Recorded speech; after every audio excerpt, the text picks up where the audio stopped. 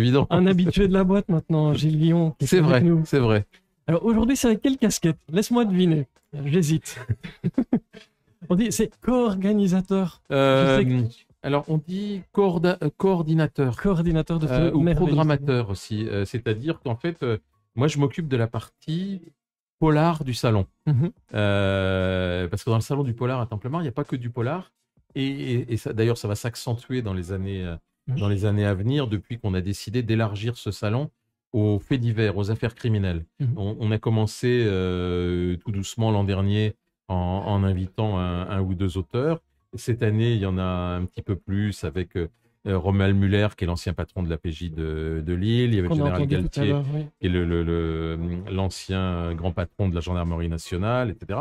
Il y a deux journalistes qui sont là. Ce sont des gens qui ont écrit, alors, soit sur leur expérience personnelle en tant que gendarme ou policier, soit sur des affaires criminelles, comme ça a été le cas avec Élodie Rabé pour les frères Jourdain et Planar Adenovic pour Redouane Faïd. Et en fait, on se rend compte que ça intéresse plein de monde, ça. Donc, et comme ce salon est fait maintenant en partenariat avec la gendarmerie et la police nationale, On voit ici voilà, ouais, les- tout à fait. Je vois qu'il y a une les partenaires. publicité, on a mis les deux. omniprésente. Pas de jaloux dans les personnes. Voilà. Et donc, c'est pas incompatible, en fait, parce que, d'une part, quand on a commencé ce partenariat, je me suis rendu compte que les gendarmes et les policiers sont de gros lecteurs de polar. On a lancé un prix, là, le Nordec, le prix du polar nordiste, avec un jury composé de 3 policiers, 3 gendarmes, 3 temple-marois. Et en fait, aussi bien à la gendarmerie qu'à la police, il y a plein de personnes qui sont candidates pour faire partie du jury. Et ils ont 4 livres à lire dans l'année. On leur donne 4 mois pour les lire. Au bout de 15 jours, ils les ont lus. Donc, ils demandent quand est-ce qu'on se réunit pour délibérer. Il dit non, vous avez encore du temps. Donc, voilà. Et ils sont très intéressés. Et le public aussi est très intéressé par ce que fait la police et ce que fait la gendarmerie. Et donc, il y a des animations, par Il exemple. y a des animations autour, un petit peu moins cette année parce que donc en France, on a la Coupe du Monde de rugby. Il y a un match cet après-midi à Villeneuve d'Ascq, juste à côté d'ici, et ça mobilise beaucoup de policiers et de gendarmes, ce qui fait que les animations comme on avait l'an dernier, on n'a pas pu les refaire cette année. Hein. Donc on est un peu c'est pas le programme minimum, mais on peut faire beaucoup plus dans les prochaines années. Et donc on va élargir le salon à la partie affaires criminelles. Donc l'année prochaine, il y aura à nouveau des journalistes qui ont écrit sur des faits divers, des policiers ou des gendarmes qui ont écrit leur mémoire. Voilà. Donc c'est la nouvelle orientation donc, du salon du polar. Et tu disais expert en programmation hein, oui, salons. Oui, c'est Comment ça. Moi, on choisit cette affiche incroyable c'est compliqué. des gens de la salle à côté. Oui, ça se fait. C'est un travail. Tout à l'heure, il y avait Mathieu Delory, qui est l'organisateur d'un tout nouveau salon du polar qui a eu lieu à Souchet, au Noirceur, il n'y a pas longtemps. Et donc, lui, il en est à sa 2e édition. Et c'est pas évident, en fait, d'organiser un nouveau salon. Et moi, je lui ai dit, nous, on est à la 16e. Les 10 premières années, ça a été compliqué pour faire venir des têtes d'affiche, faire venir des gens connus. Alors, on a eu un coup de bol, c'est que quand Templemar a démarré, il y a 15 ans, il y avait un petit jeune dans le coin qui démarrait, qui s'appelait Franck Tillier, qui était présent à la première édition. Et depuis, Franck Tillier, il nous accompagne, en fait. Longtemps, on a considéré que Templemar, c'était le salon du polar de Franck Tillier. C'est en grande partie vrai. Mais il n'y a pas que ça. C'est la maison pour lui. Hein. Voilà, c'est ça. Ouais, il est chez lui. Et longtemps, il démarrait sa rentrée littéraire, c'était ici. Et donc maintenant, on s'est mis d'accord avec Fleuve Noir. Franck participera au salon une année sur 2. Donc, il faut qu'il aille aussi voir un petit peu ailleurs. Ce week-end, je crois qu'il est du côté de Toulon.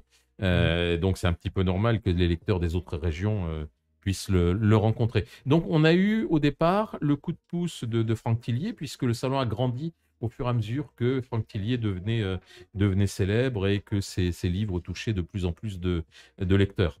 On a eu aussi la chance de découvrir des auteurs, parce que c'est aussi une partie de mon travail, de regarder ce qui se publie et essayer de découvrir, de faire connaissance avec de nouveaux écrivains. On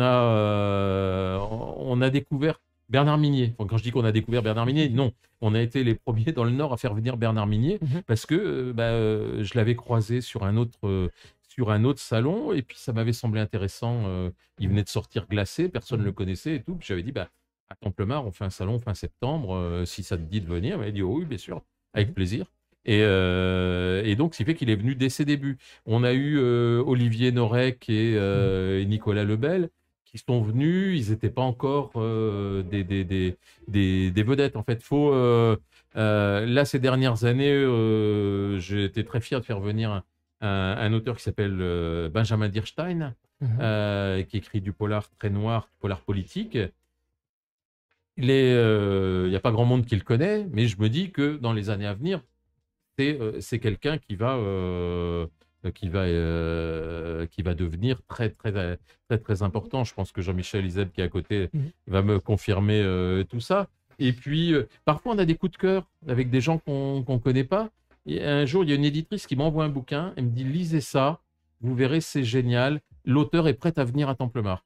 Ce n'était pas un premier roman, ça devait être le 2e ou le 3e. Elle m'envoie un énorme pavé. Je le lis et c'était, j'ai oublié le titre, de Céline Dangean, Le Cheptel. Ah oui. Mais j'ai dit, putain, mais c'est génial. J'ai rappelé l'éditrice en disant, c'est bon, on prend, dites-lui de venir. Donc voilà. Et donc Céline Dangean est venue, c'est la première fois qu'elle venait dans le Nord, en fait, elle est venue à Templemar. Donc il faut être attentif à ce qui paraît, aux livres qui sont publiés. Et puis aux gens du coin aussi. Oui, aux gens du coin. Ah oui. Parce qu'on en parle depuis tout à l'heure, c'est mettre à l'honneur aussi une région et des plumes de cette région. Tout à fait. Templemar a été créé il y a 15 ans, il y a 16 ans, parce que les auteurs du Nord-Pas-de-Calais étaient invités nulle part. Ils n'avaient pas de salon pour rencontrer les auteurs, pas de salon spécialisé dans le policier. Et donc, à l'époque, la mairie de Templemar et Jean-Marc Demey, qui était un auteur de polar du coin, ont créé ce salon pour permettre aux auteurs nordistes de se faire connaître. Parmi ces auteurs nordistes qui voulaient se faire connaître, il y avait donc Pointilier. Ça, c'était un coup de bol. Et puis, depuis, on a gardé cet esprit, c'est-à-dire que chaque année, la moitié des auteurs présents sont des auteurs de la région. Alors, il reste que 15 places pour les autres, mais donc 15 places, c'est déjà pas mal. Et puis, on se dit, il y a des gens intéressants dans cette région qui écrivent des choses intéressantes, qui méritent d'être connus au-delà de la région. Mais pour être connus au-delà de la région, il faut déjà qu'ils soient connus dans la région. Donc ça, c'est important. On essaie d'être la première marche vers le succès. Donc, des fois, ça marche, des fois, ça marche pas. Il y a des auteurs qu'on reçoit et puis on les revoit plus après. Mais il y en a qui reviennent. Là, cette année, il y a Emmanuel Sis, Jean-Pierre Boquet, qui sont des gens qui sont là régulièrement depuis le début. Il y avait Patrick Vast, qui lui aussi était présent dès les premières années. Ce sont des gens qu'on a vus progresser au fil des années. Il y a cet aspect évolution aussi, qui a l'air de t'intéresser et à laquelle vous êtes attaché, je pense. Ici, c'est pas juste un événement et puis ciao, bonsoir. C'est un milieu où on regarde qui sort, où on suit les gens, où on les réinvite. Moi, je lis du polar depuis plus de 40 ans et je m'intéresse, je vais sur les autres salons, je fais le tour des librairies, etc. C'est pour ça que sur la page Facebook du salon du polar, on ne parle pas que de Templemar, on parle de toute l'actualité polar dans la région. Alors, c'est pas évident parce qu'au début, on me disait, bah oui, mais il faut parler que de Templemar. Je dis non, Templemar, c'est une fois dans l'année. Par contre, il y a tout au long de l'année, il y a plein d'autres choses qui se passent. Donc, on essaie de suivre toute l'actualité qu'il peut y avoir dans cette région qui n'en manque pas. Et on en parlait avec Viviane de Loxat, de tout ce qui peut se passer à Templemar, c'est vaste. On est en plein dedans, j'ai envie de te dire. Tu travailles toute l'année. Après, travail, passion, il y a un mix des deux, on comprend, mais... J'ai pas l'impression de travailler, même si je travaille tout le temps. On est en plein dedans. On est... Je sais plus quelle heure il est, mais un bon petit 2h40. Oui, il reste encore... Ça se passe comment dans le petit cœur de Gémillon quand on est en plein milieu de cet événement? Écoute, tout à l'heure, j'ai discuté avec Marc-Olivier Rinchard, l'organisateur de Iris Noir, et je lui dis, je sais pas si tu es comme moi, mais moi, le jour du salon, je passe mon temps à regarder partout, à essayer de voir ce qui va pas. Et donc, je dis par hasard, t'as pas vu des trucs qui vont pas. Donc, j'en suis là, à chercher les petites bricoles qui pourraient être améliorées, les choses qu'il faudrait revoir. Et donc voilà, il faut essayer de s'améliorer d'année en année, parce qu'il y a toujours des bricoles. Et puis, bah, c'est la 16e édition et on essaie toujours de continuer à progresser. On va pas se reposer sur nos lauriers. C'est pas parce que le salon est un succès public qu'il y a beaucoup de visiteurs. On attend combien de personnes ici à Templemar? Au Templemar, une année normale, c'est 1500 visiteurs. On va dire une année où il y a Franck Tillier, c'est 1500 visiteurs. Donc l'idéal, l'objectif, c'est de faire autant quand il n'y a pas Franck Tillier. Voilà.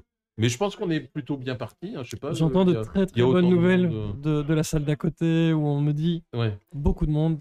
Oui. Et donc, jusque-là... Alors, la différence par rapport aux années précédentes, c'est que quand Franck est là, à 10h, à l'ouverture du salon, il y a déjà la queue devant sa table. Parce que les lecteurs de Franck Tillier sont toujours persuadés qu'il n'y aura pas assez de livres pour tout le monde. Donc, il faut se dépêcher, y aller tout de suite dès l'ouverture. Et donc, ils n'hésitent pas à arriver tous en même temps, à faire la queue pendant 1 heure pour avoir le dernier livre dédicacé.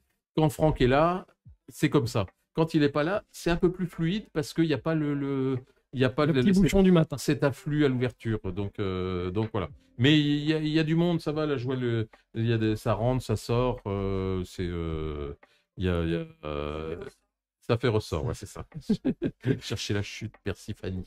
Et donc, tout va bien pour l'instant. Un petit mot pour les personnes qui nous écoutent, comme je le fais depuis tout à l'heure, et qui n'auraient peut-être jamais eu l'occasion de venir dans un salon, et en particulier ici. Tu dirais quoi aux gens qui ne sont jamais entrés dans un salon du livre? Il ne faut pas hésiter à venir. Moi, au début, les salons, j'avais raconté ça à Jean-Michel une fois. Moi, quand j'allais au début mes premiers salons du livre, j'y allais entre midi et 2. Parce qu'il n'y avait personne, les auteurs étaient partis manger.